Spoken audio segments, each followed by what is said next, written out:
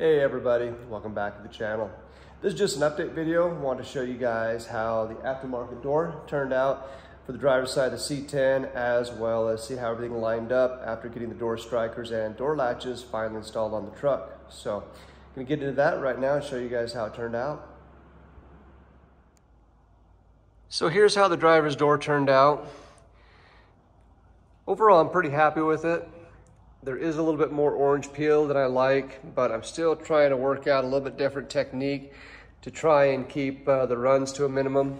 When I spray this out, this was actually 5 coats of clear, and most of it turned out pretty good. When I was spraying the base, I ended up with a bunch of stuff in the base for some reason on the first coat here and right here.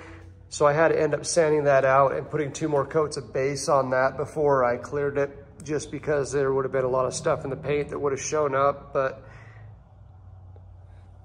overall, it turned out fairly decent. At least the bodywork turned out okay. Of course, you know, it wouldn't be a paint job of mine without at least one run.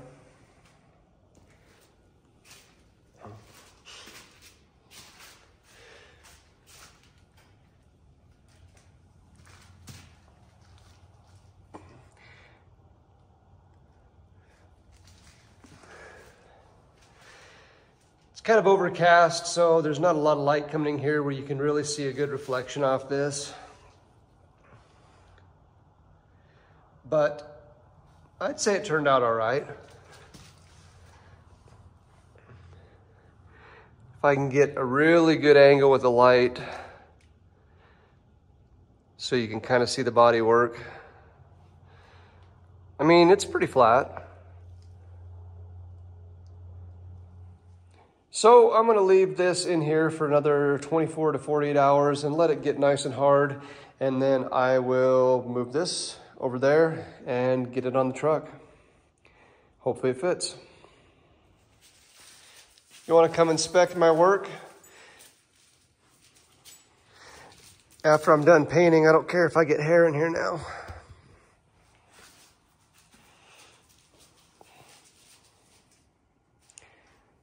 Come on, Maggie, let's go. So I'm trying to get this door aligned for the final time. As you guys know, this thing has been a complete pain in my ass. And Maggie over here is waiting intently to see how it turned out. And she's about as nervous as I am. But so far, the alignment's going pretty good.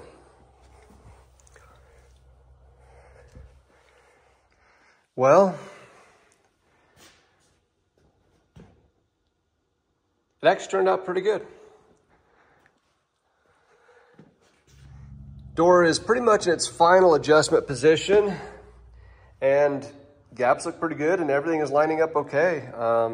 Everything that I had before, my pre-gaps, turned out almost exactly the same like they should. And the main thing with this door was this back gap. It actually turned out pretty good as well, as you can see right there.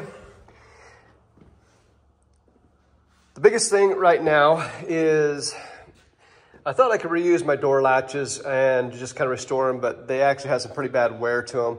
So I decided I just better order new door latches for the doors. Obviously the striker plates, those have been restored. We're going to use those, but be a couple more days before I get those latches. I need to get those installed and get these doors to where they actually shut flush. Yeah, I know. I could pull the weather stripping back off, but I don't feel like it. So I'm not gonna do that. I'm just gonna get the latches on because, I mean, pretty much this cab is gonna be going into final assembly. So all the parts added from this point forward are gonna be there permanently. So just gonna get that all put together and then see how everything lines up when the latches are in place. And then after that, I can put my fenders on permanently and get these gapped. They are close. This does not line up correctly, and that's because this fender is not tight against the bottom, it's loose. The fenders are just being set in place with 2 bolts right now. Again, until I get my doors to where they latch and shut correctly and see how everything's gonna sit in its final position, I'm not gonna do the fenders. Once that's done, we'll get these fenders gapped and permanently bolted on. But again, for all those of you guys out there that can reuse your original doors, I would highly suggest you do. The aftermarket ones, you know, this one required a lot of work, and I'm sure the other side is probably going to be the exact same if you had to order a passenger side. So if you can reuse your doors and don't have any accidents like I did, by all means, reuse your factory doors. But in the end, this one actually turned out pretty good. There's a little bit more orange peel on this door, kind of like with the fender, so they kind of match, but this will all be cut and buffed. There's definitely enough clear on this whole truck that I can take this down and should be able to get a good, nice flat finish. Even Maggie seems to approve of it, so if she's happy, then we'll leave it alone. So with these door latches, it's actually easier to install them with the rods and clips already on the lock and the handle portion, but I still need to coat those with nickel, so I'm just going to install these and put them in later. Pretty simple, straightforward. Just put them through the access here till they're flush up with your holes. Put your screws in and tighten it down. And this is where these special screw bolts come in with the beveled edge. This was part of my hardware kit, so I've got a new set of these. I'm just going to put them in instead of reuse the old ones. Okay, so this is where it gets a little bit tricky in installing the striker plates, because they have to line up in such a way that they have to be positioned not only this way, but also in and out with shims as well. And why that is because this top piece cannot drag or rest on this. It has to clear it by 1 millimeter or 2 in order to not drag here, but also so it catches on your actual latch. And then obviously it has to be at the proper depth so it doesn't hit here or obviously hit your door. So, you know, there's a little bit of adjustment that it can be in as far as depth, but you want to make sure it goes right in this groove and catches on your latch. So normally if you're reusing your old doors, reusing the amount of shims, and then you only have to worry about pretty much the up and down portion of it, but it takes a little bit of trial and error to get it just right.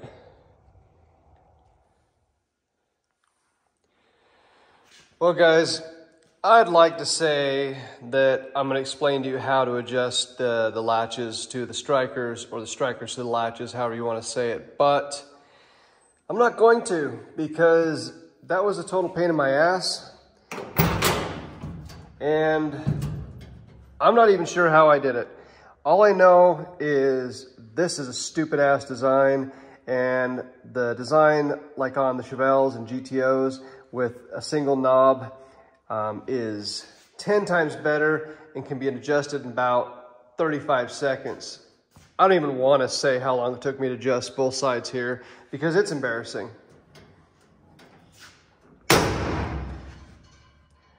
Weather stripping still a little tight. I'm hoping once that settles in it'll loosen up, because I really don't want to have to readjust this, but this will give you a good idea of the final fitment on the panels, because that door is finally shut now. This fender is still not bolted down, and it has to be pulled slightly out at the bottom there. But other than that, almost a flush fit there.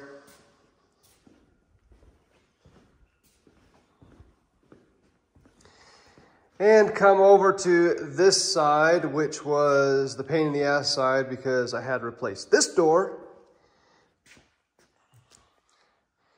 But as you can see, the gaps are lined up as they were before disassembly. And now in final paint and reassembly, roughly a 3/16 gap all the way around. Still have to adjust the fender down there, but that will fit just like the other side.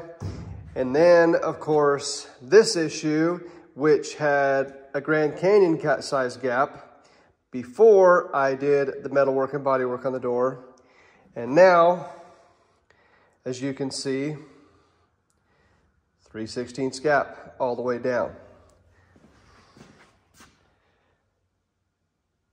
So, alignment was a bitch, but it is done. The doors are set. Obviously, handles are on as well. The side was actually worse than the other side. Probably has to do with the aftermarket door. But in the end, I actually ended up with the exact same amount of shims on both sides as when the truck was first taken apart, which was 3 shims, top and bottom, both sides. Don't ask me what the torch is for. I haven't used it on here. It's just being stored there for now. No idea why I even put it there. Like I said, weather stripping's tight. Hopefully it'll loosen up. Otherwise, I'm gonna have to readjust these again, and I really don't wanna have to do that. So the next step is gonna be getting the fenders permanently bolted on. In order to do that, I still need to paint the support brackets that go down on either corner of the cab right there that help reinforce the cab to where the one single attachment point goes on both sides. So I need to get those painted, a few other small things painted in black to get the fenders permanently attached. And then this bitch is pretty much done as far as cab assembly with sheet metal. Other than the hood, which I don't even want to think about that right now. I guess I should have shown the door jamb gaps as well.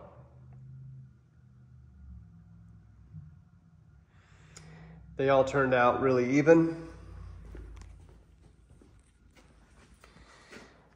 And I really have to reiterate this fact that I really, really hate aligning body panels. It is the worst part of assembly for me, and I really wish I had someone else to do it because it takes a lot of time and a lot of patience, and damn, I get pretty mad. So overall, the door turned out pretty good and just shows, you know, you can make aftermarket parts work for you. It just might take a little bit of extra effort. So don't be discouraged, and you know, hey, your stuff might fall together a lot easier than mine. I think it just all depends on a truck by truck, car by car basis, how it was put together and how everything fits beforehand. So on that note, I'm also gonna do a video coming up showing an overall progress on the truck, just kind of get everyone up to date of what's been done on the truck, what still has to be done, and also do a breakdown of labor time and cost up to this point and what it's gonna take to actually get it finished. Not to discourage people from doing something like this, but just to kind of prepare you of what's in store for you if you undertake a project like this. So for everybody that stuck with me on the channel and keep subscribing, I thank you very, very much. I appreciate all the support, appreciate the comments, and hey, I'll just keep doing what I'm doing if you guys keep watching. So on that note, appreciate it, everybody. Thank you again for your support, and see you guys next time. Goodbye.